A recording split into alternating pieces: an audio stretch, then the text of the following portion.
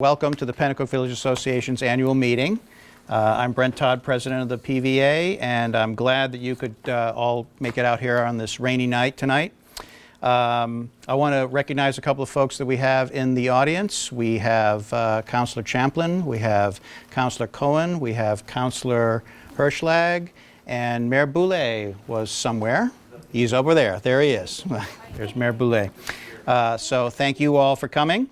And thank you to the Merrimack Valley School District for once again supplying our meeting space for us here, and also the wonderful refreshments that are out in the other room over there.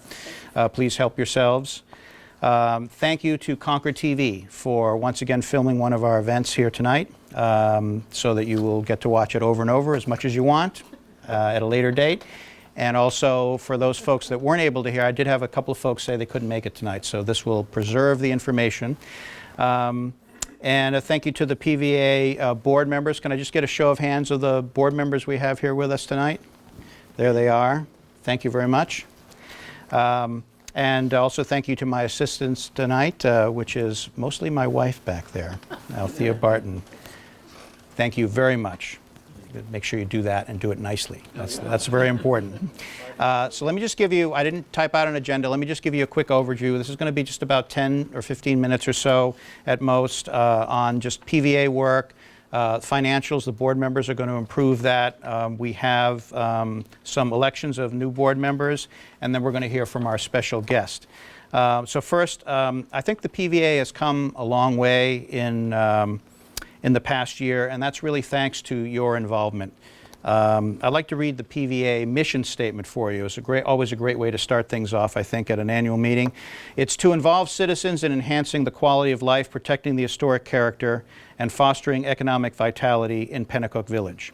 So what we did toward the end of last year was we kind of opened up to board members and anyone else, the general public. We had some great attendance, and we did some charrettes, some meetings where we ran through the mission statement, and we kind of came to an agreement generally that we liked where it was. We kind of felt comfortable with the mission statement that we had originally devised for the organization 10 or more years ago. But we realized we had no vision statement.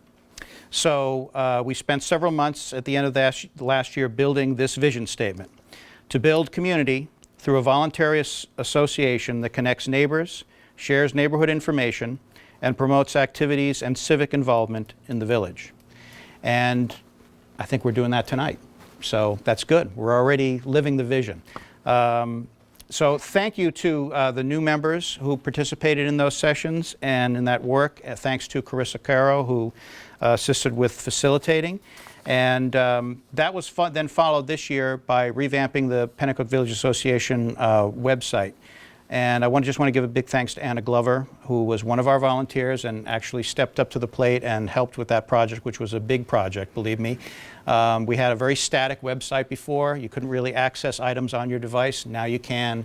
And we've gotten great reaction from the public from that. We've gotten several new members already, and people who are interested in getting the email messages about our meetings. So I know it's working. So if you haven't had a chance, go check it out. It's www.penacook.org. We're also on Facebook at Penacook Village Association. So then now with the question, what are the next steps for the PVA? We've got the mission statement, the vision statement. I think what needs to come next is strategic planning.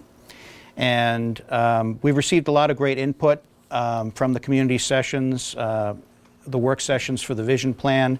So now I think it's time to take some of those ideas to the next level.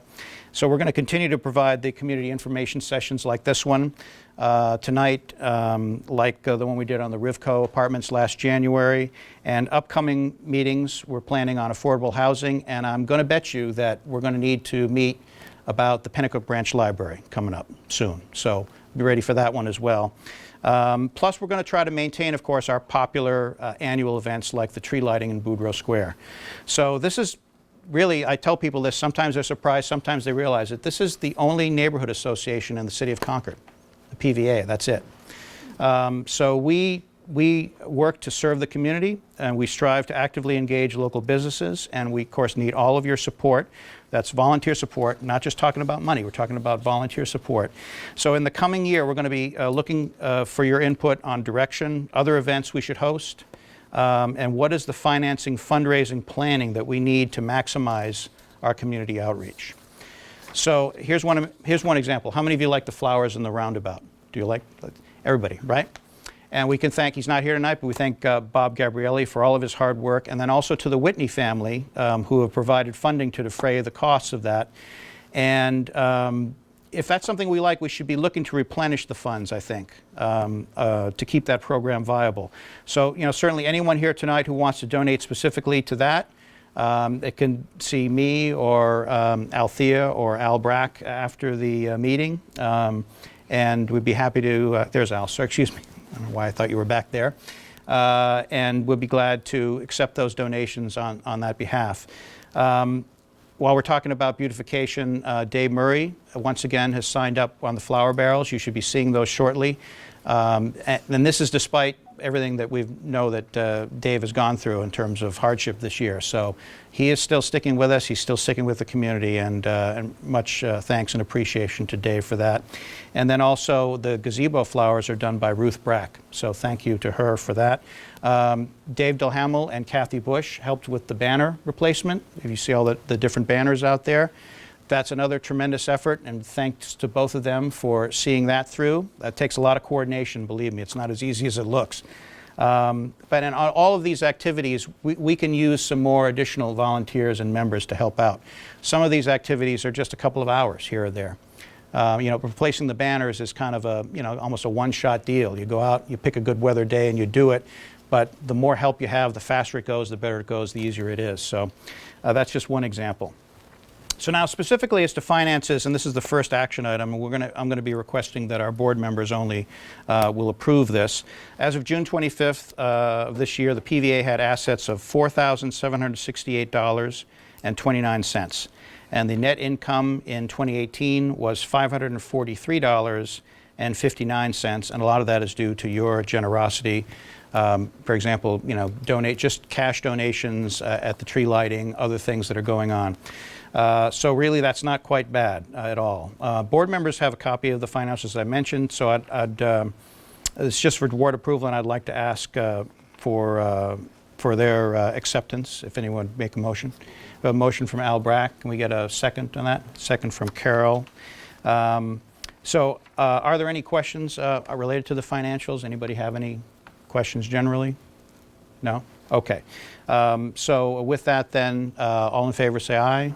For board members? Any opposed? And that motion carries. The financials are accepted. Terry Maxwell will be happy to hear that.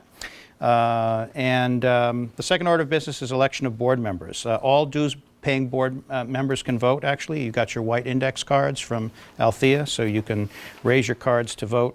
The PVA bylaws say that we can have 9 board members. I'm really pleased to say that we have 9 board members now. We were actually at a point not too long ago when we're down to 5. And so we really needed to work on that and kind of give that a shot in the arm and get some new folks in help with some fresh ideas and all of that. And I think that energy has worked for the organization, just in the projects, the things that we've been working on that I mentioned here tonight. But 2 of those members have terms expiring this year, and so we want to hopefully continue the vital trend of recruiting new members of the board, and we have a slate of 2 new nominees, and that is Chris LeBrake and Christine Miller. So let me tell you a little bit about them. Chris LeBrake has participated in Chris is here, she's in the back of the room. She's participated in our mission vision sessions and has helped work with the Concord Chamber of Commerce to move forward. Actually, this was her suggestion to include a Penacook inset map in their 2019-2020 map and guide. It's that little pamphlet that you see everywhere, basically. That was also with help from Kathy Bacon, so she's not here tonight, but thank you, Kathy. By the way, there's a lot of mileage out of that. That's no pun intended. They print 45,000 of those, the chamber does. So that thing gets around. So she that handed some out today. They're very nice. Yeah. And the new one is out now? Thank you. I didn't know that. That's great. Thank you, Al. So you'll be seeing that shortly, and that should really help, I think. And that's another thing, again, that the PVA can do to help kind of promote our businesses in town. And then we also have Christine Miller, who has actively participated in the mission vision sessions as well. and has also been volunteering with our advertising outreach for meetings. Let me, if I can get a motion first and a second just to approve the slate of board members, and then we can open things up to discussion. So would anybody care to make a motion for that? Al will make a motion. Do we have a second on that? Whose terms are expiring? Yes, we have 2 terms. We have Deb Newell and Kathy Bush. And they're both here tonight, so thank you also for coming. And so we have can we get a second on the motion? We have a second on the motion. Okay, discussion. Any discussion, questions, thoughts? Okay. All right, seeing none, let's take it to a vote then. All in favor of electing Chris LeBrake and Christine Miller as new PVA board members, please raise your cards. Okay, thank you very much. Are there any opposed? None opposed? Great, thank you and congratulations. Just a reminder to all PVA board members only, we're going to have a brief meeting after this meeting to elect the officer positions. So when we're over with this, please hover around and we'll get together and try to dispense with that fairly quickly.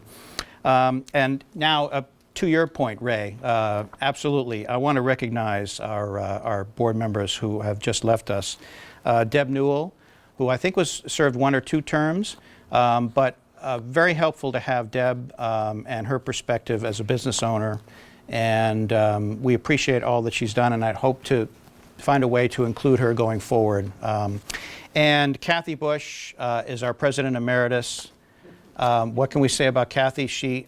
It's remarkable, all of her hard work over the years that is very much appreciated, and her dedication to the PVA also very much appreciated. And we're sure that for all folks that revolve off the board, that doesn't mean that you disappear from Penacook, from the town limits.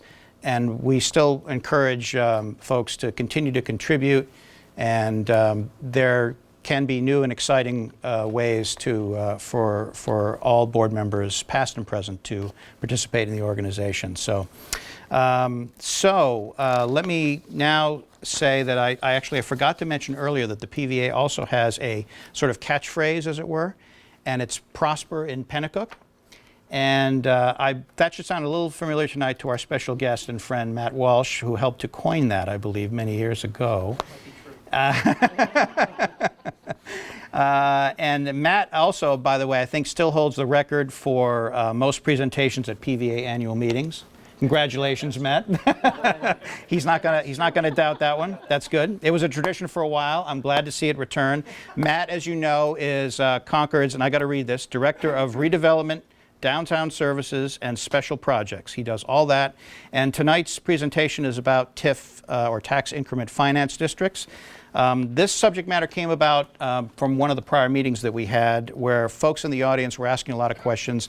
We got the sense that there was a lot of confusion and that the community needed to hear more about this. So I think Concord is very fortunate actually to have Matt's expertise and experience on this issue. I have heard our city manager say that we perform TIFs better and know more about them than anyone in the state, and that puts Concord at a real advantage. But I will let the expert tell you more about that. Everyone please welcome Mr. Matt Walsh. All right, well, it's good to be back. I appreciate being here. In my typical fashion, this presentation is longer than you want it to be, so I'm going to go through it as fast as I can. I know the mayor's back there going, gosh, I've seen Matt do this so many times with long presentations. Tax increment financing, show of hands, who's heard of this in the room? TIF, you've heard of it? Okay, you know a little bit about it. It's not well, the job tonight, let's see if this will work. This is what we're going to go over. We're going to talk about a little bit about economic development in Concord, because TIF is an economic development tool. We're going to talk about what it looks like in the US and in New Hampshire and how Concord has used it over the years. I'm going to give you some hypothetical scenarios with some math to show you how this actually works, and then talk about our return on investment. So goals of city economic development. That's basically it. and none of these are going to look unfamiliar to you. Why does the city get involved in local economic development? We do this for tax base expansion, long-term tax base expansion, recruitment and retention of businesses, job creation, job retention, elimination of blights, which happens a lot, vitality, and we basically want to turn Concord into the place where people want to live, work, play, and be here. It's about making Concord attractive in the marketplace. But there's other reasons why we get involved, and typically economic development in some of these special projects that we talk about, actually all of them, wouldn't have happened on their own. So there is a but for the city's economic development efforts, you wouldn't have the things that we're going to talk about tonight. So that becomes a judgment call of, does economic development at the local level for Concord make sense? And can you imagine Concord without some of these improvements? So that's really what it's about. Tax increment financing. It's an economic development tool. And basically what happens is you establish a district in your community. From the point that that district is created forward, any new development that happens in that district, or renovation or expansion that occurs, the assessed value and the tax revenues that are generated by that new development, expansion, renovation get captured by the district and used to pay for infrastructure improvements to support that new development, as well as the operating and maintenance costs of that development. Okay? So the taxes are still paid on that new development. It just gets retained by the district to pay for the infrastructure that actually served as the catalyst or the incentive to get the development to happen. Okay? Critical concept. In New Hampshire, it's RSA 162K is the statute. It's been around since 1979. So in the United States, all the states in red have tax increment financing statutes. Arizona is the only one that I know of that does not. Okay? And to give you a little bit of perspective on this, this is the sources down there. This is the Council of Development Finance Agencies, which is cdfa.net. TIF has really been around in most of the United States since the 1950s. Okay? And it varies by different state by what you can actually do with it. And it also varies by state for what taxes it captures. Okay? So in New Hampshire, we are a property tax state. We only capture property taxes. In other states, they actually capture things like sales tax or even income tax and property tax. New Hampshire doesn't do that. It's strictly the property tax, and that's it. So everybody has it except for Arizona. And they have since basically the 50s through the 70s is really when it showed up. This graphic, it's a little washed out. I apologize. This is New Hampshire. So there are 25 communities in New Hampshire at least that have tax increment financing according to the New Hampshire Municipal Association. The most northern ones are Laconia and Hanover. The rest of the North Country apparently does not have it. I don't think this list is entirely complete either. For example, they didn't report Manchester.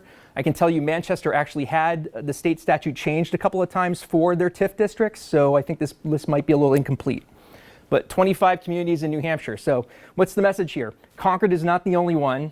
New Hampshire is not the only state. This is done commonly as part of local economic development across the country. There's some statutory requirements in New Hampshire. Again, I already mentioned that it's RSA 162K. One of the things, now the TIF districts are created by the city council, okay? They're not created by city administration, they're created by the city council. And before any district is created, there actually has to be notice to the school districts and the county to provide them the opportunity to comment on them. So every time we do something, we have to let the Merrimack Valley School District know and the Concord School District know. We also let the county commissioners know. It's part of the statute. We tell them exactly what we're going to do and what the financial ramifications of that are. There are some requirements in our statute about assessed value and land area and assessed value limitations. So Concord has 41,100 acres of land in it, okay? Under the statute, any one district can have about 2,055 acres in it, and if you have multiple districts with bonds outstanding, you can have up to 4,100 acres. Concord has 137 acres in our TIF districts. So we're well below the statutory threshold, which the implication here is Concord does not aggressively use TIF. If we were aggressive users of TIF, we'd be much higher on those thresholds. Assessed value. The total taxable assessed value of the city is just under $4.3 billion.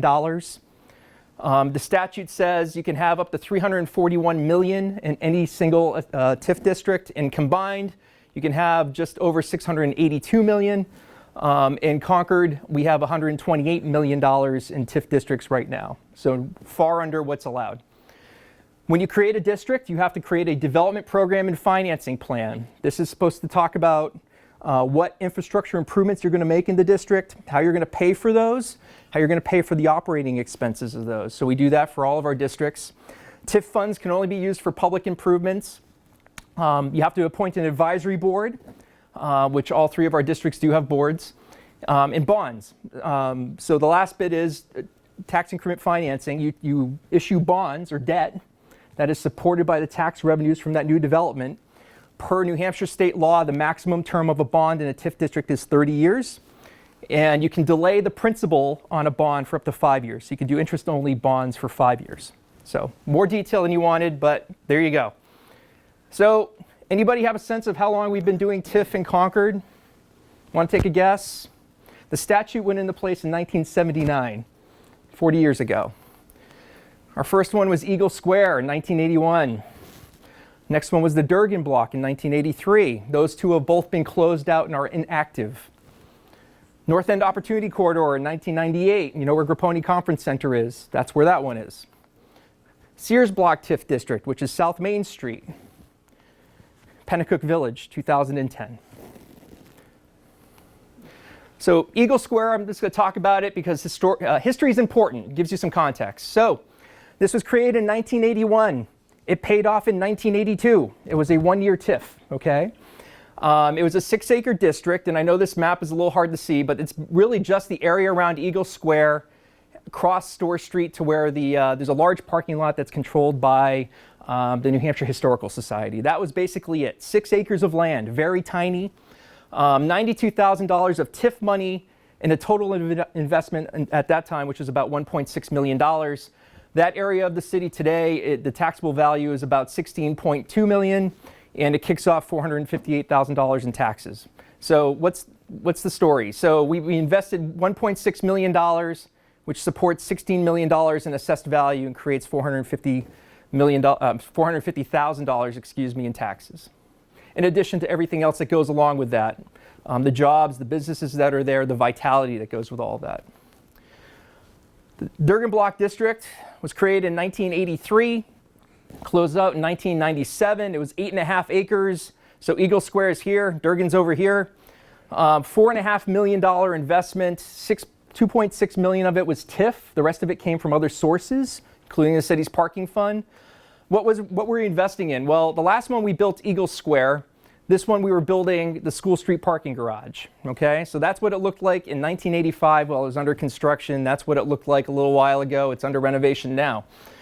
Almost $33 million of assessed value, just under $925,000 a year in property tax revenues. So, but for the creation of this garage, you would not have had the Capitol Plaza project. And Capitol Plaza, if you go down there, is where Citizens Bank is. It is where Cobblestone Florist is. It's that area.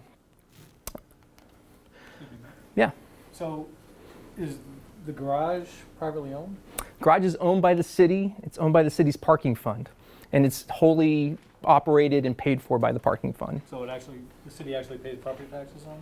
We do on our leases, yes. Yep, absolutely. RSA 7223, it's a statute. North End Opportunity Corridor Tax Increment Finance District. So you saw the first 2, they've been closed out. This was part of, anybody remember a discussion of the CRUD corridor in Concord in the 90s? It's okay, everyone's like, yes. And there was this area between basically exit 12, the South End Marsh, on up to Horseshoe Pond, really between downtown and 93. And it was this more than a couple hundred acre area of blight, of former industrial uses that had gone by the wayside. And it was Concord's front door to everybody on the interstate driving through. So there was a lot of, I think it was Julia Griffith who came up with the CRUD corridor, who's our former city manager, now up in Hanover, I believe. And we've been trying to transition to the Opportunity Corridor because there was massive opportunity there. So there was a desire in the community to start trying to redevelop that area. And the place to start was Horseshoe Pond. This is an aerial photo. I'm sorry you can't really make out what it is. But this is a 67-acre area of town. This is the cloverleaf for 93 and 393. Horseshoe Pond is here. The State House is literally right here. This is Loudon Road. This is Fort Eddy through here. This was, you could see large swaths of nothingness because this is the old Concord lumber property. And you can see this is the old Page Belting complex, and you'll notice that Constitution Avenue is not there. So a little bit zooming in here, this is what we were dealing with. Large blight in the capital city next to two interstates. That was laying fallow and not in its highest and best use, but also not great for our community from a vitality perspective. So Page Belting was here. This is the site of actually the new Grapponi Conference Center. It's right there. Constitution Avenue comes up like this. It didn't exist at the time. So it was a brownfield site. It was contaminated. Dozens of vacant buildings that needed to be addressed. How to do this? And it was going to take infrastructure because no private developer was going to go in there, buy this up, clean it up without city involvement in helping with that effort and building the infrastructure to do it. It just would not happen. So, but for the TIF, it did. So today, this is what you have. You have a district which is about 68 acres. We've put in about $7.8 million of TIF. It is the total district, everything in this yellow dash here, the taxable value of that property is $55.6 million. Of that total, $4.8 million is the base value. That was the value at the time that the district was created that has been adjusted for real estate fluctuation over time, okay, as the market has waxed and waned, but it's 58. It's at $4.8 million. We have created $50.8 million of new assessed value. So Grapponi Conference Center, Concord Horseshoe Pond Urgent Care, graphic packaging, Delta Dental, renovation of the Page Belting Mill, which was vacant, all of that sort of stuff. The building that was built by Weston Solutions, which is now Naren, all of those are in that mix, okay? So we've developed about 472,000 square feet of real estate building, either developed or redeveloped it, and that's what the snapshot is.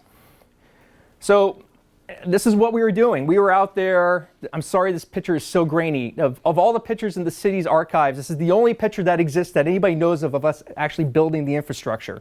But this is Constitution Avenue being constructed. The railroad had to be relocated. This is the Grapponi Conference Center under construction. Anybody remember the old coastal concrete plant that was down there near the Agway? Remember all that?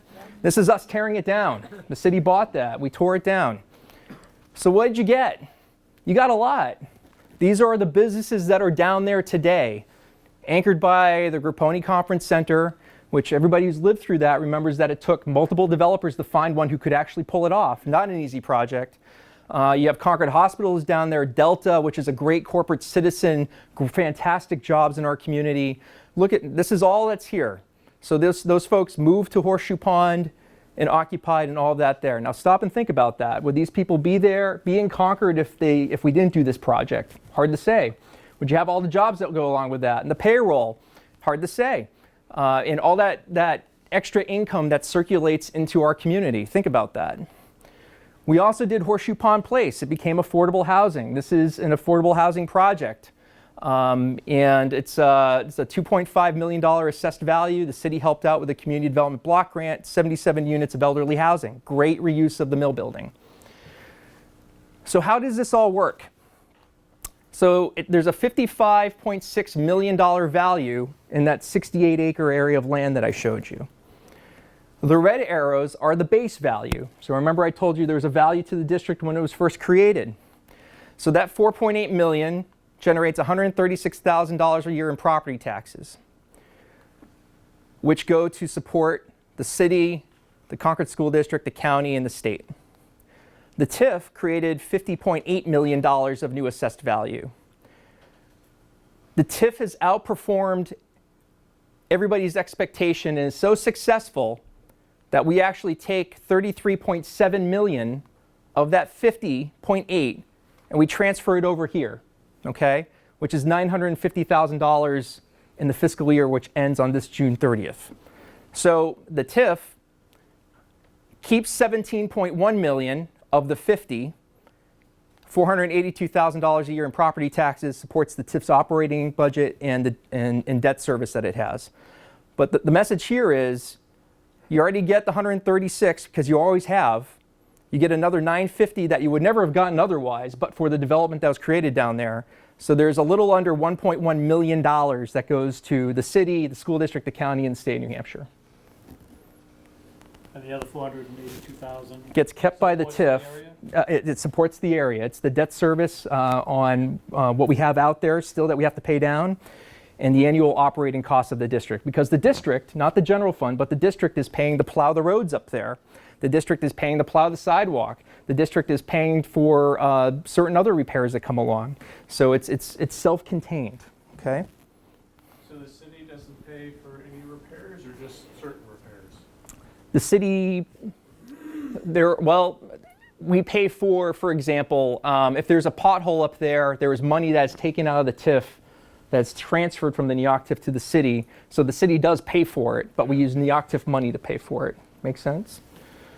So as I said, established in 1998, we started releasing what is now $33.7 million in our fiscal year 2006, which is actually July of 2005, okay? So 7 years in, the TIF was outperforming our expectations. We started releasing 50% of that TIF value. Today it is 66% of the value. Does anybody want to guess how much the TIF has spun off from that captured revenue to support the city's general fund, the school district, the county, the state of New Hampshire, since July of 2005 until now? It's $8.6 million that we would never have had otherwise, but for the investment that was made to support that new development that happened there. How does that get used? So let's start here. The city collected $2.983 million. 35% of it came to us because it gets prorated by the tax rate. 44% of it, or about $3.8 million, went to the Concord schools. $950,000 went to the county. Another $800,000 went to the state of New Hampshire for the education tax. Would never have happened but for the investment that the city made. This year, which starts on July 1st, the TIF is going to send another $970,000 on top of that $8.6 million that it's already paid over the last, call it 13 years or so. Okay? So the purpose of TIF is exactly this. It is supposed to create new assessed value that after the TIF district gets stabilized or pays itself off, comes to support you in long-term tax base expansion, but with also everything else that goes along with that. Tax revenues, job creation, vitality, business retention, recruitment. There is a project that the council is looking at right now, which would be a subsequent phase of the TIF. We've been talking about this for about a decade. It is to build STORRS Street Extension, which will take it from the end of Constitution South Commercial Street through the old Agway down to STORRS Street, just like that. Okay? This was always part of the original concept, but the city shied away from it initially because nobody was sure if the TIF was going to be successful. We hadn't done TIF in a long time, and we weren't sure if we could afford it. But it's something that the city's been having growing interest in for a long time now, to the point that we actually acquired the old Agway and other properties down here, the Tunis property, to make that work. And that's what it looks like today. If you're going north on STORRS Street, you'll be able to go just through here, right up to where the smokestack is. That's Page Belting, just like that. Now to do that, it's an $8.7 million project. $7.3 million from the TIF, $1.4 million from other funding sources. And it will require the TIF to go for a period of time longer. It could be another 20 years, but we would make this work, hopefully, only on the third of the assessed value that the TIF keeps. We would continue to release the rest of it. That is the goal, is to make this all work based on that third. Question? So if you create a TIF, that money is coming from the property values within that TIF and no longer go to City of Concord, right? That is correct. It gets captured by the TIF. All right. So you've sequestered that amount of money for the TIF, but how does a road generate any new value? Well, at least until you develop the properties attached to the road. the road supports the infrastructure that's there, the assessed value infrastructure that is there. Could the road support future redevelopment of Stickney Avenue? It could. And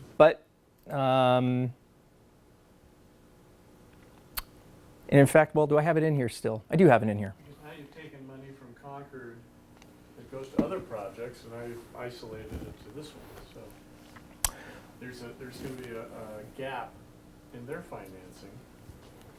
Not necessarily a gap, it's just that $480,000 that we're going to use to pay for it, that the TIF generates every year. Let me go back. How does it generate that? We intend to finance that road by keeping the $482,000 a year From the property taxes? from the property taxes generated by the TIF. So this amount that still gets released would still continue to get released, but the 482 would continue to get kept by the district to pay down the cost of the new road. That's correct. That's correct.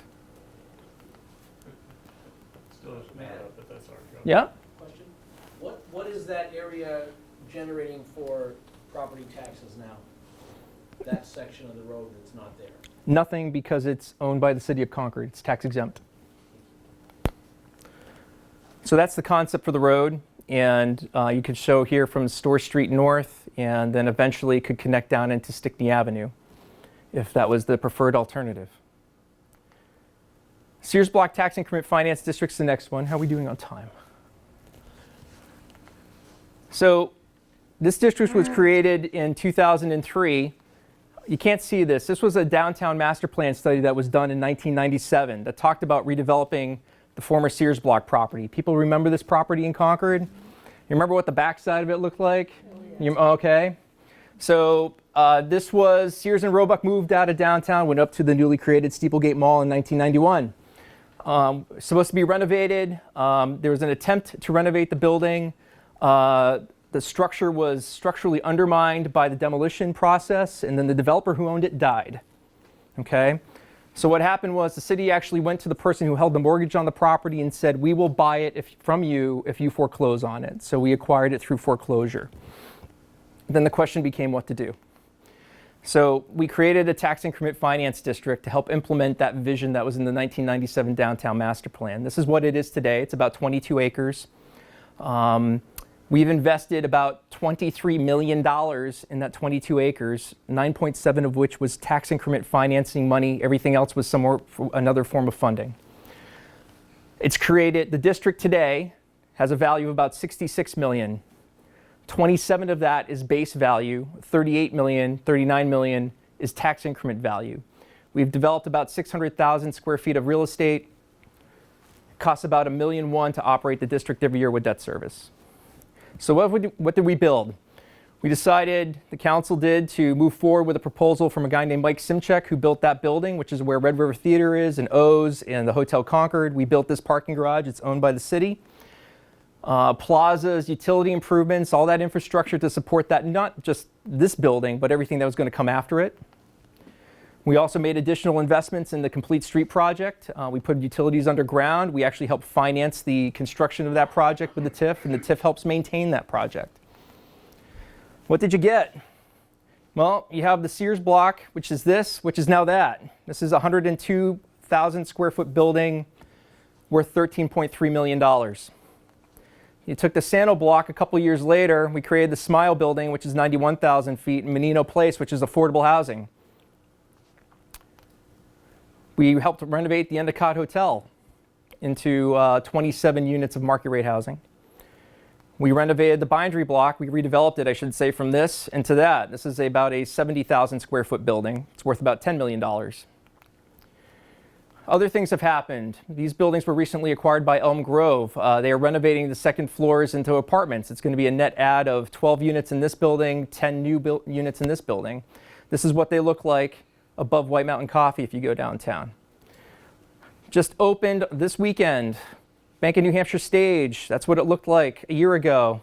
That's what it looks like at night. Vitality. But for the TIF, you would never have these things. You wouldn't have Red River Theater. You wouldn't have O. You wouldn't have the Hotel Concord. You You wouldn't have Eastern Bank, which was new to town. You wouldn't have Tough Freedom Health, which is new to town. The League of New Hampshire Craftsmen would have moved out of town. They were moving to Henniker, if you remember that story. Concord Hospital has a downtown presence. The Chamber moved, ironically, back from Horseshoe Pond, one TIF district, to the new one in downtown. Gibson's Bookstore, not a new business. It's been in Concord for almost a century, but they tripled their space. It's business retention, vitality. They went from a 4,000 square foot space to 12,000 square feet. You have... Top 5 private bookstores in the country. It's a gem. It's a gem. It was named one of the top 5. Rightfully so.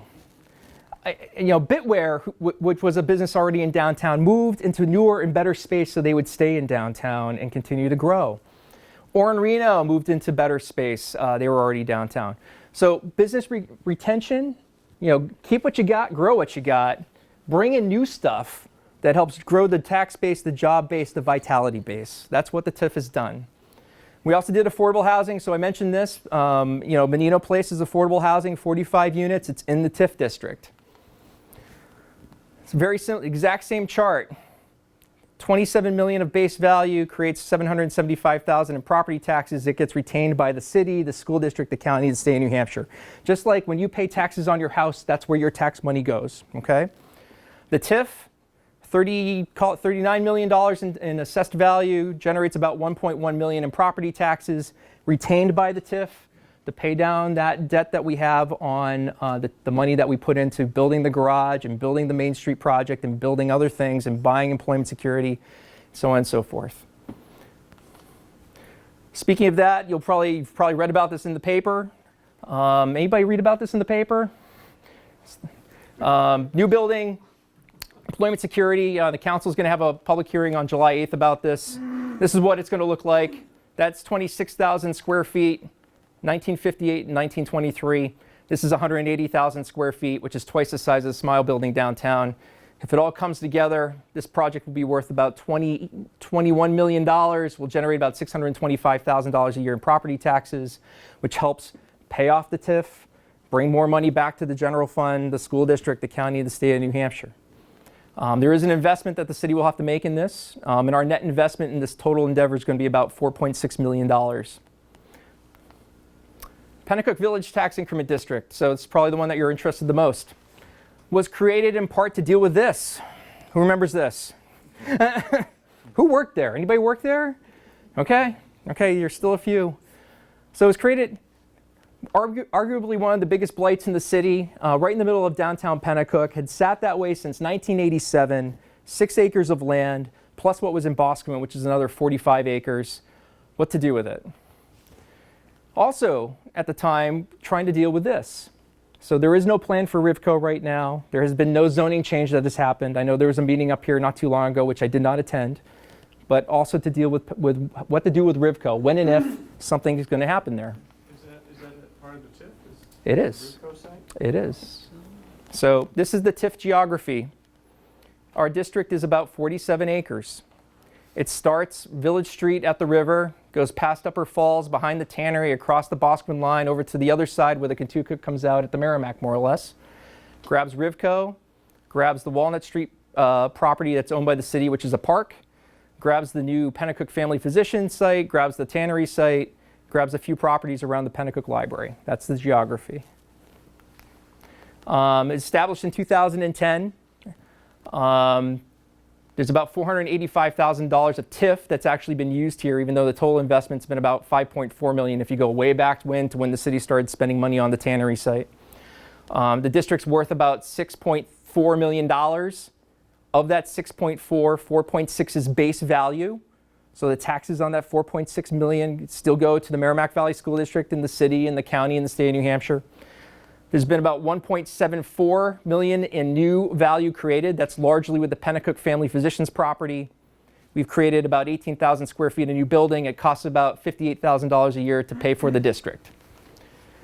So this is it, before and after. We created the district specifically to start with the tannery site and specifically Penacook Family Physicians. That's the before and after. If we didn't do the TIF, you'd still probably be looking at that. And what did we do? Well, we built infrastructure. So this is Canal Street before reconstruction, that's during. This is Crescent Street during reconstruction. The TIF paid for that, okay? It also paid for the gateway sign and the landscaping that's around that. It paid for this strip of land. You can actually see, this is a good demonstration. The new road of Canal Street, the green strip which the city built, the trees which the city put in, the sidewalk which we put in. Then you can see the dirt. That's the private improvement that the developer paid for. We didn't pay for anything there with the TIF. So we redid the Walnut Street intersection. We rebuilt Canal Street. We also used it to help finish the cleanup of the tannery site. So we did an awful lot of excavation and hauling out of contaminated soils, and we did some final grading. How does it work? Same graphic. Red side of the house, base value of 4.6, $155,000 a year in property taxes, goes to the school district, the city, the county, the state of New Hampshire. The $1.74 million, which is largely associated with the Penacook family physicians, creates about $58,000 a year, supports the TIF. And I told you that the TIF costs about $58,000 a year. Well, it only generates about $58,000 a year, so it's pretty financially neutral. What's coming? You already know this. The remaining portion of the tannery site will be a housing project. That project will start in 2 weeks. You will see activity out there. The first phase of it is 34 units. When it's all built, it'll be about $3 million of value. About $200,000 of it will go to the Merrimack Valley School District, the county, everybody else. About 2.7 or so will get captured by the TIF. How much did you say would be going to the school district? Assessed value-wise is about $200,000 of assessed value, which is about $7,000 a year in taxes will go to the school district, the city, the county. Yeah, not $200,000 goes to the rest of it. The rest of it will get captured by the TIF. Well, I know. So, Matt, Question. this really comes down to how well managed the TIF is. So who runs the TIF? So that we can get it paid off quickly and get this new increment of property value back to the regular city tax rolls. So Who runs the TIF and who's accountable? the TIF is administrated by the city administration, me, or it's actually the city manager who delegates it to me. The policy is driven by the city council with input from an advisory board, okay? State law actually talks about making sure you can pay your bills before you actually release any value out of there. When there's additional investment that is made in a TIF district, it has to go through a process of amending all the documents, public hearings, approval by the city council. So that is the process, which is going to lead into your next question. So what are you going to do with the money, Matt, if you collect, call it $98,000 a year in taxes? Well, ever since the city got involved in the tannery project, I remember having charrettes up here with the Penacook Village Association back when I had more hair and a smaller gut. And we talked about doing a riverfront park. So we are actually only selling 2.5 acres. The whole tannery site is about 4 acres.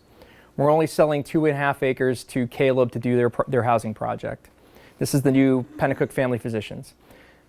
The remaining 1.5 acres on the river is being retained by the city for a new riverfront park. The cost of that park could be about $1 million. If it was going to be paid for by the new development here, it'd be $800,000 that could be paid for by the TIF. $200,000 would have to come from other sources. So there's going to be a policy decision for the city council at some point. This is the last budget, the budget that the council just approved last week, which starts July 1st, talks about the city administration coming forward to start with $50,000 request from the TIF to start design of that park. So it wasn't actually included in the city budget because we have to amend the TIF district to do that, but it's out there. And that, so we could do design as early as this coming fiscal year and construction about 2 years from now. Now, on that, where does the property line for Penacook end where Bosquen starts? Do you know? Yep. So the line is literally right about there. Okay, so where that zigzag. Sorry, my hand is so shaky. That's goes right across like that. Yep. Get your cup of coffee? Give me another cup of coffee. I know, exactly. Sugar and caffeine and being huffed up about doing a presentation. So you're going to ask, okay, well, what happens if we don't take all the money, but we still want infrastructure improvements in the district, okay? Because you don't have to. You don't have to take, even though the TIF under the statute has the ability to capture all the property taxes from new development that might go otherwise to the school district or the county or the state of New Hampshire, it doesn't have to be done that way. So I'm going to give you some examples of hypothetically what that would look like. I don't know if you're going to be able to see this. You're not going to be able to see this. So what I have here, part one, let's say there's $10 million of new development that could get created. And the city wants to have this created, but it requires an infrastructure investment, okay? The project can't make it go on its own. So it's $10 million, but the property's already worth $1 million. So the net that you actually can capture on tax revenue is on $9 million. Make sense? Make sense? Okay. What you have here, part two, is the property tax information. So what I have here is the Penacook rate. So I'm going to assume this project is in Penacook because that's what you guys care about. It's where you live. So the current tax rate in Penacook is $33.60 a thousand, of which $18.93, this red line right here, is the Merrimack Valley School District, okay? So combined, on that $33.60, it would generate on $9 million of TIF increment assessed value, creates about $300,000 of property taxes. Now, when we put together a TIF district in City Hall for the City Council to consider, the city administration makes our financial projections conservative. So what do? I take 80% of that $302,000 because the project might not come out the way that the developer thinks it will come out. So you take 80% of 302 drops you down to 241 and change. Okay, so now we have $241,000 that we might be able to use to support infrastructure, debt payments on infrastructure every year in the TIF. Make sense? Y'all still with me? Okay. So then, but you also have to pay for the district's operating costs. So in this example, I said I'm going to, for giggles, $30,000 a year to run the district, which is probably light, but it's $30,000. So you start off with 302. I drop it down to 241 because I'm conservative. And then after $30,000 a year, I have $211,000, call it $212,000 a year in net property taxes from the TIF that I can use to support infrastructure improvements, debt service for infrastructure improvements. You run that through a simple calculation. I used 3.5% interest rate for a bond. I used 20 years, and it will give you just under $3.1 million. So the city could support $3.1 million of infrastructure improvements for that new $10 million development. Everybody follow how that works? Did I lose anybody? Provided the development happens. So the next question is going to be, well, what if we don't want to use the school district? What if we want to make sure that the revenues for the school district go to the school district from this new development? Okay. Same calculation. So still a net of $9 million of new assessed value. It's now a $14.67 tax rate and not a $33.60 tax rate, okay? Makes sense? $132,000, but I only take 80% of that because I want to be conservative. So it's $105,000, and then after I drop out $30,000 for administration, because we might have to plow streets, we might have to maintain landscaping, we might have to fix potholes, it gives you about $75,000. And when you run it through the same calculation at 3.25% for 20 years, it gives you $1.1 million. So what happens? Either somebody figures out how to make up the $2 million or the project doesn't happen. That's what happens, okay? Well, what's the last one? Some people come to me and say, Matt, you can do 30 years of bonds in a TIF district, which is true. I told you that at the beginning of the meeting. Well, still $9 million. I'm still not going to take the school district tax rate, so it's still, call it $14.67. Still gives me the same $75,000. When I do 3.25% at 30 years, I can now support, instead of $1.1 million, I can support $1,435,000. So closer, but it might not get it done. And that is the dilemma. You want the project to happen. It can't pay for itself. You really like to grab the school district portion of it so it can go back to the school district. But if you do that, you might not have the project happen at all. That is the world that we live in. Okay? Return on investment. So why do we do this? So if you take our 3 active districts combined since the oldest one, which is NEOCTIF, was done in 1998, we have invested total funds of $36.1 million, of which basically is 50-50. Call it half TIF, half other funds. Total of $36 million. What have we done? We've built about 1.1 million square feet of space. That is more than twice the size of the Steeplegate Mall. We have created $91 million, actually $91.5 million of new assessed value. Remember I told you all the TIFs combined were $128 million at the beginning?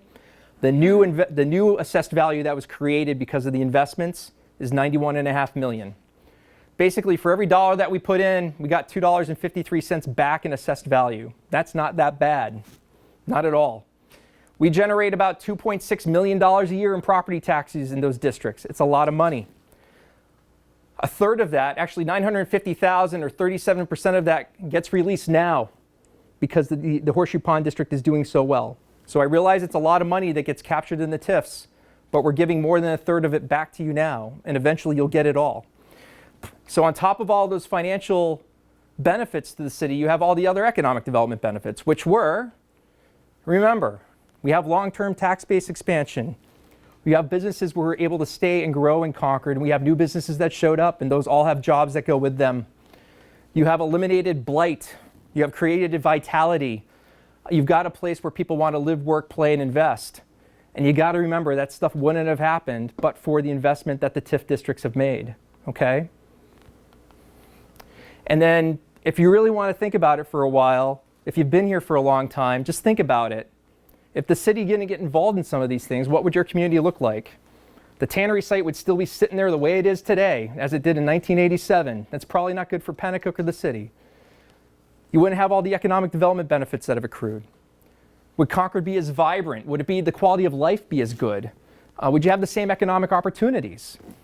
Would Concord be as desirable? That's really what it comes down to. Have you all stayed awake? I'm done.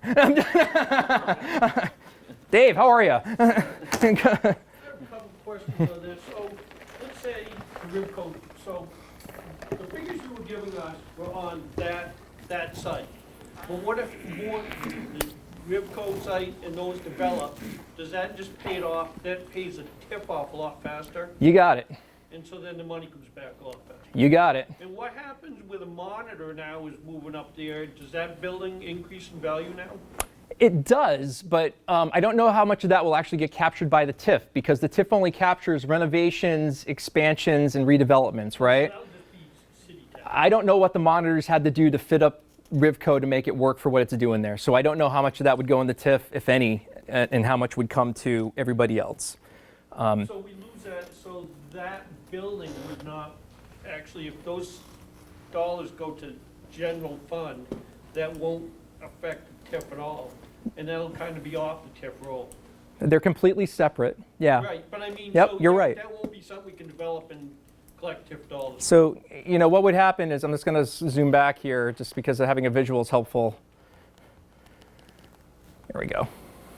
So right now, all the property taxes with Rivco go to Merrimack Valley School District, the city, the county, the state of New Hampshire. But if it's developed, it'll go way up. If it's developed, it will go up. Now, the question is going to be, is there any infrastructure improvement that the developer from Rivco needs from the city to make that work? We don't know. How much does that cost? And we don't know what Rivco will be worth when it's redeveloped and how much it would generate in tax revenue. So there's a lot of what ifs there. But the bottom line is, could the city make investments on infrastructure to support Rivco? Yes, it could. We could rebuild McCoy Street like we did with Canal and Crescent if it had to, and the project couldn't pay for it. And then it's just a matter of, what is that debt service? How long does it take to pay off? Vis-a-vis what is Rivco worth in property taxes every year? And what's that zoned as? I think it's zoned as industrial at the moment, if I'm not mistaken. I know there was a presentation up here a little while ago with the owner who came up and talked to you all and said, hey, we'd like to do something. That never went anywhere. It's just out in limbo. So, Kathy. Were there any TIF districts in the Concord School District area where you had to say to the Concord School District, we need that money? the city has treated Concord and Merrimack Valley the exact same. So we have captured all of the money in the Sears Block District and the Horseshoe Pond District where Grapponi is.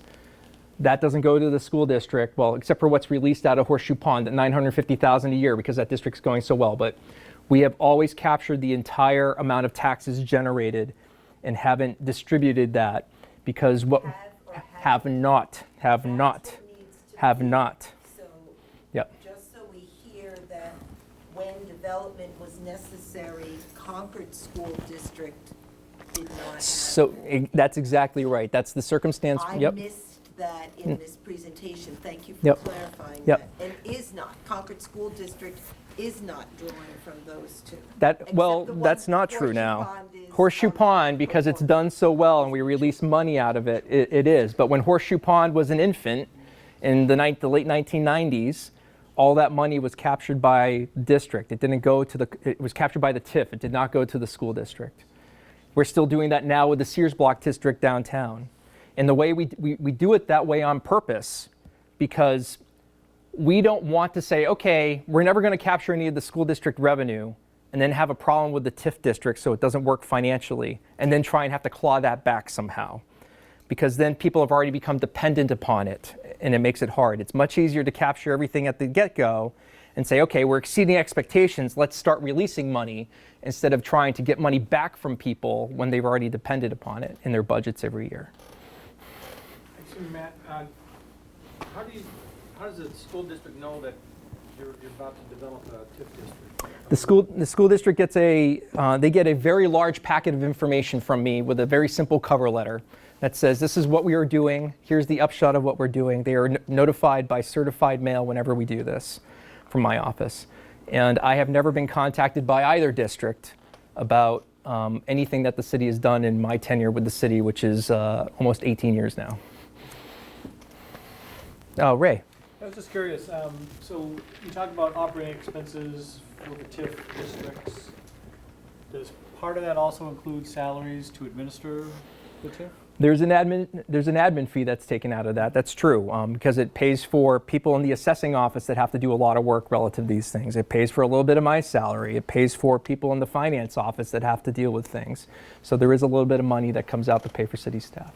And the way back, I'm sorry. I just want to clarify something that I don't quite understand. A TIF district wouldn't become a TIF district if it was already a big tax generator, right? No, that's not true. Okay. No, so you create a TIF district when there's an area of the community that you want to encourage development or redevelopment of. So could you have a scenario where you have a large there's a large entity that generates a lot of property taxes every year, and then you create a district that happens to include that property taxpayer? Yes, you could. However, remember the rule about the base value. That big property taxpayer already exists at the time that you create the district. So whatever they're paying in property taxes at that time continues to flow to the school district, the county, the city, the state, okay? Now, if that person did an expansion of their building and create a new assessed value, that little bit, the bit from that expansion would come to the TIF, but everything else would still go to the base value. Yes. No. There's a counselor behind you, but we'll get the counselor here in a second. He's volunteering, right?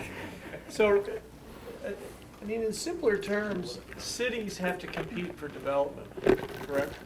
In some respects, yes. And so if you don't, and how many private developers want to come in and build roads, sewer, water, electrical, everything called infrastructure, and then leave it in that land? Why not have the city do that? To help compete for those development dollars, because you've already created a nice fertile piece of land for them to build on, right? I don't think the city has actually gone and used TIF to build something that a developer would have otherwise built. No developer was going to step up and build the Store Street parking garage at $16.4 million. No developer was going to be able to probably afford doing the complete street project as part of their project. Well, that's right, Yeah. because there isn't enough income for them to warrant that investment. Correct. Yeah. And So what I'm saying is you're helping to foster some new development because they can't make money on whatever else they'd have to build. If a developer had to go in and clean up everything that went with Horseshoe Pond and build Constitution Avenue. So we do it, again, it's a but-for thing. We're trying to facilitate development, but we're not trying to take over the developer's responsibilities, because there are things that developers will do when their projects make sense and economically and they can make a return, they will do that. But we are making the investment to support them in doing a project that they can't do otherwise. Yes? I'm just wondering what you might think of doing with Rivco. And it sounds like you've got quite a bit of property that's not being developed yet in that TIF district. So we have... Go down towards the old tannery. Yep. So we have, like I said earlier, this whole area and this yellow line here is 47 acres of land. Rivco is probably half of it. The Rivco site's a little more than 20 acres. So Rivco is basically that, and then there's a chunk over here. I might have grabbed a couple of houses, but those houses are in the district as well. I mean, do you get kind of desperate to do something with this if you're collecting money on a TIF basis? Desperate to do something. Sitting there, you're collecting, nothing's being done. You do some of this in desperation, like with the tannery project, No. well, they were gonna put, the original thing was to have STORRS. And then they could only get Cabell to come in, so there's no STORRS or whatever. So the tannery site... How do you make the decision? So what we do is, in the case of the tannery site, which I've personally worked on since 2001, it's been 17, 18 years. It's hard to imagine. Short-term project. Couldn't chase you out of town, could we? I like meeting with you guys. I really do. I really do. I missed you. Like last year I wasn't here for it. It's like, Susie was up here, I think. So what happened was that no private developer was going to deal with that. The city ended up buying it. I think we bought eight properties between 2003 and 2006. We've invested about $5.5 million of money in that. There is no desperation in that at all. When we first created the TIF, we structured the TIF investment to work solely on the medical office building that was built at 4 Crescent Street. The TIF was financially stable. There was no problem. There was no concern about losing money. It was fine. We put the tannery site, we've had multiple development projects come and go at the tannery site over many, many years. At one point, there was a proposal by a great developer from the seacoast named Chinburg who wanted to save the historic granite building and put condos in there, which was controversial at the time because it was housing, but would have been a phenomenal project, and the building collapsed. We couldn't make it work. We've had other developers who came along and said, gee, I think I can, and then they couldn't make it work, or the market fell out. And then we went into the greatest recession that the country's ever seen since the Great Depression, even though we were doing a lot on South Main Street at the time, which was amazing. But what happened here was we put that property on the market. It was on the market for well over a year. There were no takers on it. And so Caleb came to us and said, I will pay you a full offer, which is $540,000. They offered that to us. The city council made the decision to move forward with a purchase and sale agreement. That's the council's decision. The staff recommended that they do that because it was the highest and best use of the real estate. So even with the economy as good as it is and the investments that have been made there, it was an extremely challenging site to get traction in the marketplace. So we went with the best offer that we thought was there. So, well, the other property isn't exactly beautiful or great. I was wondering what types of things you would envision maybe going on the rest of the sites. On like the Rivco site? Rivco site, the rest of the tannery site. I think there needs to be probably a good community conversation about what should happen with this piece of property. And that's above my pay grade, which means I'm going to dodge your question. But I do it tongue in cheek. It's a tremendous opportunity, I think, for Penacook. But I think Penacook needs to understand what the market might be able to bear there. In an economy which is, it's a good economy now, and we don't know how much longer that's going to last. But they have 20 acres of land on the river. And remember, back in the day, the rivers were not valued. Today, it's wonderful. It's fantastic river frontage. And if the rest of Bosquen on the other side of the river gets cleaned up, it will be even better. But I think there's a conversation there. Is the future of that site industrial? There are much better industrial opportunities in southern New Hampshire than the Rivco site. I'd rather see condos or something rather than what we're hearing about that site on the Rivco site. Sure, You sure. know, something that's, people respect, a nice development, Yep. not a 6-story apartment. So I think we've frankly had enough apartment complexes because we're a tax-poor, property-poor town. Yep. I think we ought to stop the development of any more apartment complexes until we see the reaction, what we're gonna get from these other two. In the back, desperately trying to get my attention. I just wanted to kind of piggyback on that. So, almost all the projects you mentioned were mostly commercial. I know that you said, like, maybe in one of them there was 20 units of apartments, and another one there might have been 30 units. So, I think that's a concern for looking like at a Rivco, where we're talking adding 200 units, but no money is going to go to the school, to the schools, right? I mean, that, because 20 units, okay, that could be 40 children, maybe, or maybe it could be 30 children that would impact the school. But 200 units, that could be a lot of kids coming into the school with no additional tax revenue. So a couple of things. I understand your point. There is no plan for Rivco at all. I know of no plan to redevelop Rivco other than what I read in the newspaper after they came up here and talked about their 2 8-story towers or whatever they're going to be. And I have had no conversations with that property owner for many, many, many years about what they might do with that piece of property. The properties that I showed you, Horseshoe Pond, the old Page Belting Mill, 77 units of elderly. The housing projects, there are many projects that have occurred in the Sears Block TIF district. The Menino Place was 45. We're adding another net add of about 20 with the Young Grove properties. So residential has been a mix with those. And in affordable housing, to be candid, because back to Kathy's point about, hey, are we treating the Merrimack Valley School District the same as the Concord School District? Yes. We've also done affordable housing in all 3 TIF districts, so the city's been very consistent on that over the years.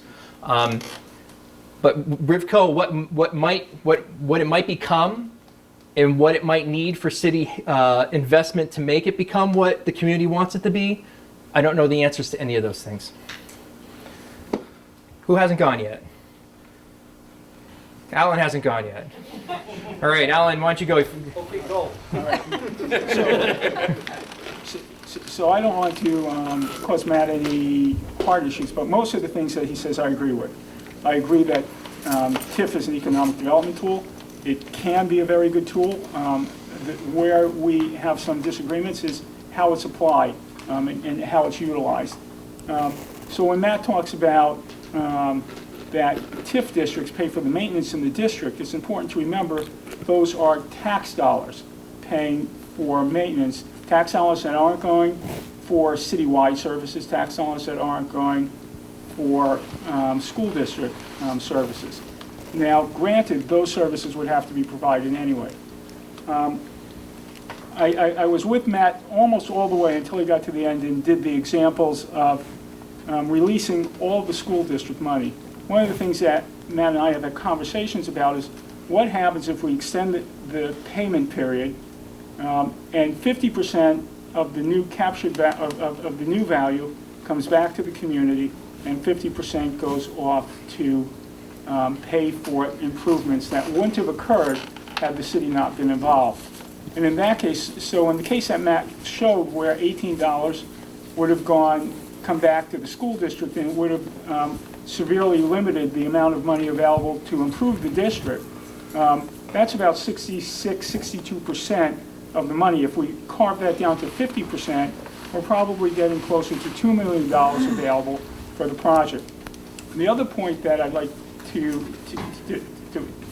touch on is that it's again, it's an important tool, but while all this money is being kept in the TIF district, they're not contributing to the common good. You and I are all contributing to the common good. The assessed value of the community is increasing, but there's no new revenue paying for the services that we all contribute to make the community better. I feel that it's a good tool, that at times it's necessary to help a project along because it's just not financially feasible, and at the end of the day it makes sense. But I also think it's important that a portion of that money comes back and contributes to the same expenses, the same costs, the same city services that we all do. And I'll leave it at that, I guess, so that somebody else will have a chance to talk and go on, unless... one more point I'd like to make, I'm sorry. The Concord Lumberyard, the North End Opportunity TIF District, originally started out as an $850,000 TIF district.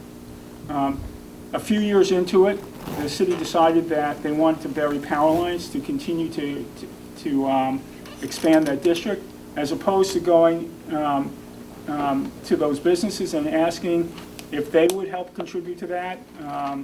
A special assessment district. We expanded the district. We incorporated a business, Delta Dental, that was already successful and already there, to capture some of those taxes to pay for that. And over the years, that district went from $850,000 investment to almost $8 million investment.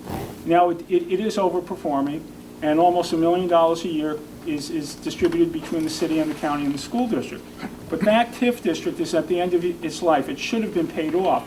But now we're keeping it open so that we can extend Store Street, an important project. I'll be the first to vote for it on the council. But I think we should close out the current TIF district, look to see if there's enough revenue in future development to pay for that road extension. And if there isn't, the council, the city council, we should have the willingness to say this is a very important project. The TIF, the Concord Lumberyard, the Crud corridor is generating a significant amount of taxes, and we feel that the extension of Store Street is important enough that we're going to pay for it through the general fund, your taxes. And then that way, we're not taking away revenue from the school district and the county. I'll leave it there, I promise. Who else has questions or wants to say something? Dave? One more thing, I was just wondering, so when they start this in 2 weeks, and if I understand right, it was going to be workforce housing, now it's low income? It's always been the same project from day one.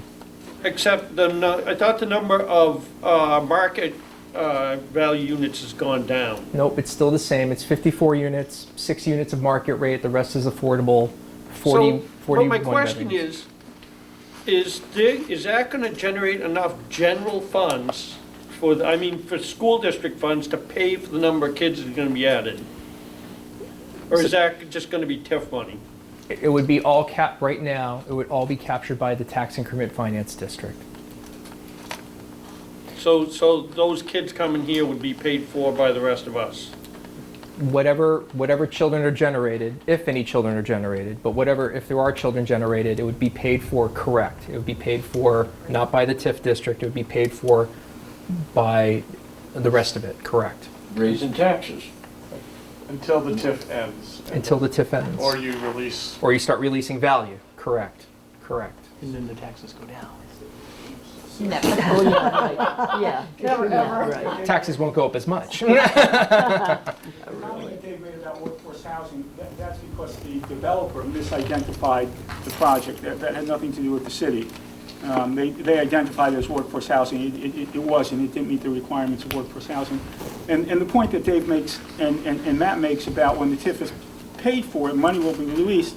It's also important, I believe, to remember that there's a planned project. It's not been funded. It hasn't come before the council. Although we did approve in this budget plans money to plan for it, is $1 million riverfront walk. And that also would come out of those new taxes and would delay the time frame when money would be available to come back to the school district and go to the county and pay for city-wide services. So just a point of reference, just to think about this a little bit. So we're adding all this additional housing, adding all these additional demands on our resources for the town Penacook Village, but we're not getting anything new for it. And I say that we're not getting an add to staff for police presence here. We still get our substation, one person doing a patrolling on the different shifts. How are we going to, from the city's point, reallocate some of those resources to accommodate and account for the additional number and growth of the residents that are here? I mean, I live in this town, and I continue to say this every meeting, my travel into Concord is a pain in the butt for my 6 miles that I have to go. I have to contend with, you know, school buses, and I can go really early, but then I have to contend with traffic.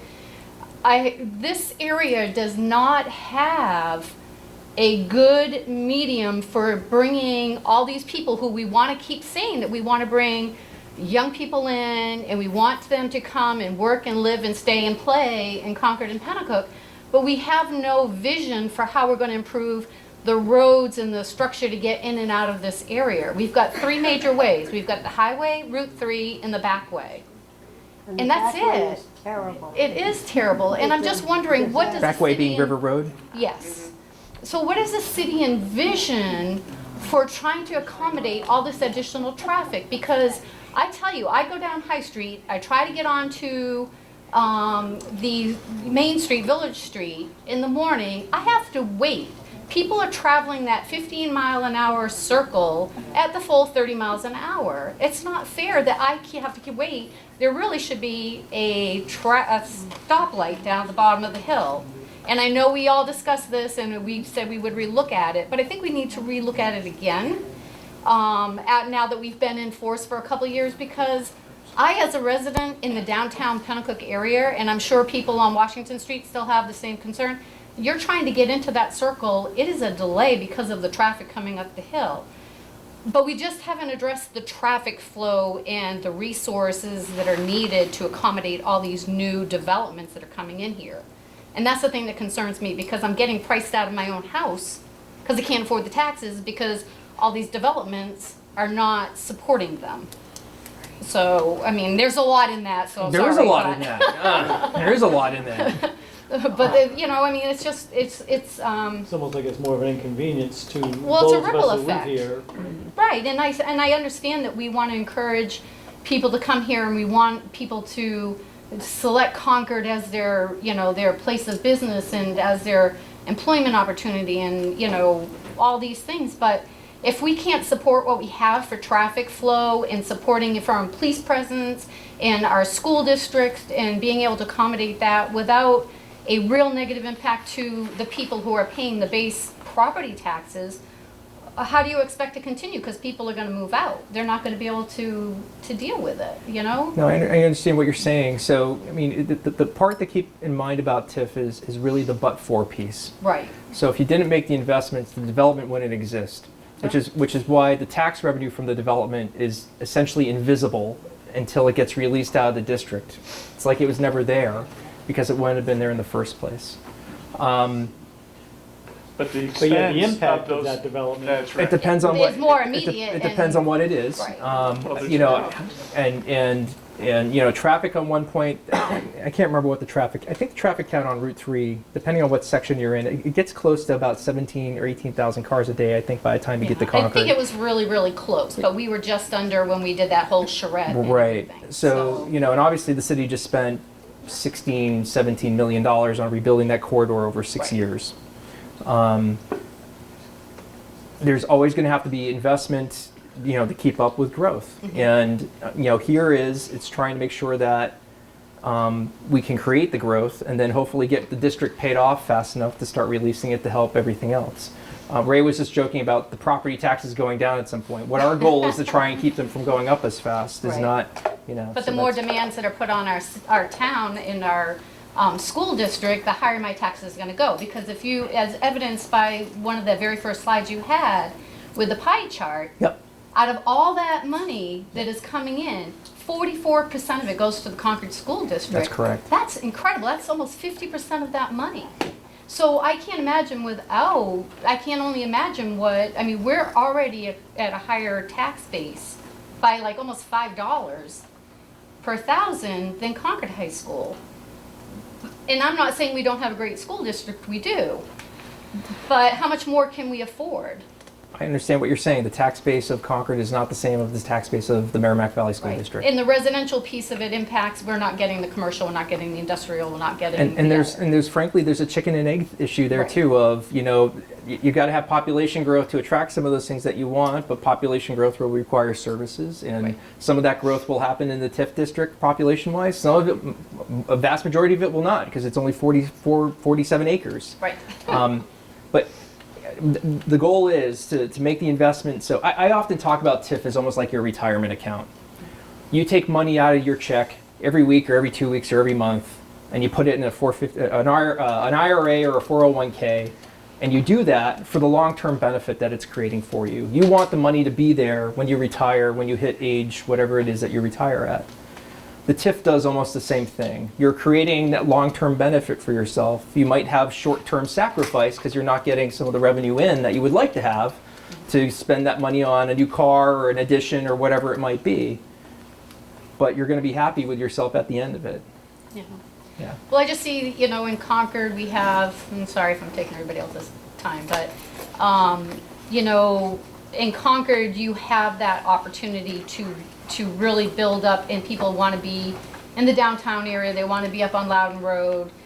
Getting a business to come to Penacook and trying to research that, I think we continue to have that challenge. And I know it's that whole per capita households, and rooftops and counting that, but how do you offset that? How do you start to shift? How do you make that shift? Because I'm not necessarily sure that we just don't continue to be a bedroom community to Concord and don't have any. Do we just say screw being Penacook Village and all become part of Concord? Or what? Because we need to have some of that relief as well. And the issue is what land would be left for commercial development Right. if it's all allocated for housing. Yeah. Are we already hamstrung on business development because we don't have parking? We don't have, what can we? That's the first time I've heard the P word mentioned tonight. You're welcome. And I mean, you can't attract the other a P word. business to Penacook's the come first in. You need to have some place for the people to work, to be parking and stuff. I mean, again, you're back in the same chicken and the egg, just a different hen house. I don't know if you can answer this question, but I have the 4 properties on Fisherville. Yes. And because I live in one, I get taxed the lower rate, like I was just not in a commercial district. The other 3 were rentals. I've left them vacant, a couple of them for a couple of years. But if I sold those off individually and they bought them, they're not going to pay the commercial rate if they're just going to have a family there, right? I believe that's correct. So if I decide, well, I've been paying outrageous taxes for years and complaining about it, but at this point, I can't afford these taxes much longer, so I'll sell them off individually, and that won't, even though it's commercial, it's gonna be hard for anybody to put something together if it's 4 different people. Yeah, I've only been involved in that scenario once, Tom, and it was a tax deeded property next to McDonald's on Fisherville Road, and I believe what happened was there's a caveat in the law that if it was in a commercial district that used as a residential unit, they were able to get a residential tax rate. Well, that's what I heard, because I Yep. talked to that fella and wondered how that was gonna turn out. In very back row, we'll work our way forward. I'm just trying to make sure everybody's got a chance. People ask questions about the school, and if there are more kids in the school, costs will go up. But Merrimack Valley has a lot of towns that pay into the district, right? Will that affect their tax rates as well? No. Fred, is that only if there's infrastructure improvements? I believe so, but I'm not If more children, because of these developments, come into the school and the school's expenses go up, won't the other towns have to share in the cost of that? No. Oh, yeah. Why not? No, Because the operating the force of percentage Merrimack of the Valley number of budget kids is from based on the number that of kids. particular That's town budget. But- is calculated. But they don't say number of kids from Andover and Salisbury and whatever. They only pay for the Andover kids, Boston okay. pays for the Boston kids, and if they move into Penacook, we pay for the Penacook kids. Okay. Yes. So Am I there correct? may, I'm Yeah. not sure, there may That be. answered my question. Yeah, there may be an increase for the outside communities if there's infrastructure improvements to any of the particular schools in the cooperative. But I'm not positive about that. Yeah, because all the students from all the But for towns the share that. students, the cost for the students, if there's no infrastructure, each community pays a percentage based on the number of students they send to the district. You got one more, Matt. One more, Dave. So Matt, just to throw another wrench at you, I want to ask now, you're retired now, aren't you? What are you doing with your free time? yeah, not from this. Clearly. So just to throw this wrench at you, so the catch over here is gonna be the same thing. The amount of taxes we're gonna get from this is not gonna be enough to pay for the number of children it's gonna generate either, right? I have not seen any figures relative to how many children may or may not be generated by the catch project. Nice dodge. No. I usually tell you when I am going to dodge it. I did earlier. It's not a TIF thing, is it? It's not. It's so. Is it gonna be? 42. It's at 42. I think it's 42. I haven't. Local catch housing? I believe I haven't been involved in it directly, Dave. My it's first of all, it's not in a TIF district, okay? So whatever tax revenues get generated from it will flow like they normally do. More for us to pay for, I look at it that way. It's They said it was gonna be $50,000 to $80,000 generating tax coming out of there. And if they just had 5 kids, average kids coming out of there, $10,000, you're breaking even, you're not earning any money. We need commercial development before we need any more apartment So if there's 5 complexes. kids coming out? Yeah, $10,000 a student is about what it costs. Well, So out of they're 42 projecting units, you can have 24 more than kids 5 coming out of that kids. development, but who knows? It depends on the amount of, how many bedrooms they have.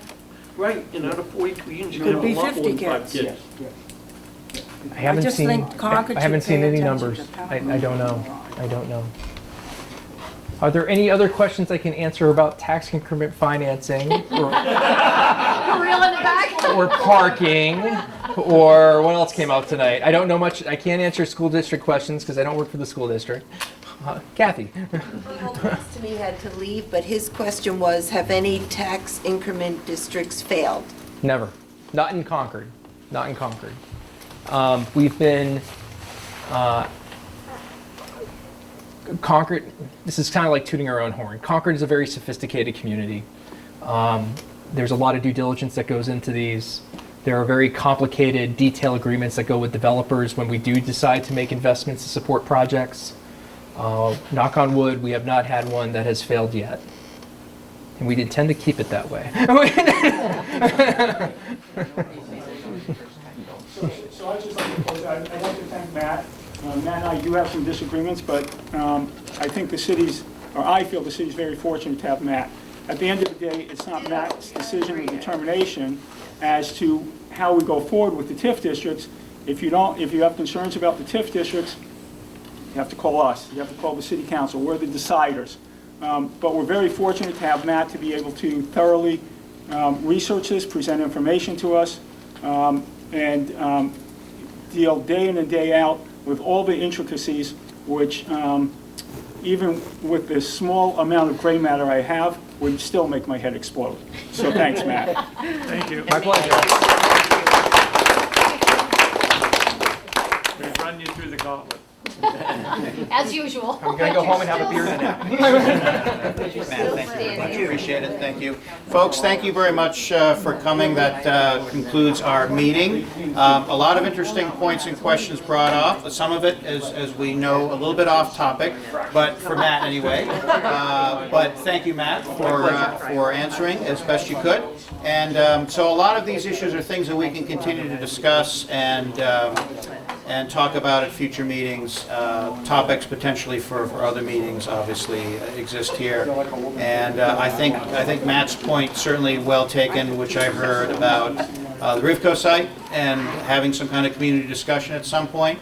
Right now, I think he described it very well. That's exactly what I've heard, that project is in limbo. I don't know what that means, but you know, if we can get some inkling and to find out what. No, I'm agreeing with Matt, and I think that if we can find out some more details, and maybe get a chance to sit down with the owner again and have a future discussion, that could be beneficial. Whether or not we'll be able to make that happen, I don't know, but we can try. So, thank you all very much for coming out. Appreciate all the wonderful questions and all your attention to this, which is really a kind of a complicated financial issue, which again, thanks to Matt, we have the expert here. Are But you sending PowerPoint presentation? Following, I said, are you sending your PowerPoint presentation? I was actually going to ask Matt that at some point if Yeah. notice I brought no paper copies with me. Yeah, he brought. My assumption. That all the memory? My assumption will be that it will be available. As you know, we are filming here with ConcordTV, and so I'm thinking that there may be some version of this available to ConcordTV, so that when you watch the entire show again, you'll see the visuals with it and so forth. So Yeah, we'll that's put that, one we'll way. put the slides in the video. We'll put the slides in, and then maybe we can convince Matt to share them a little bit more generously at some point when he's ready. So, thank you again very much, and have a great evening. Thanks.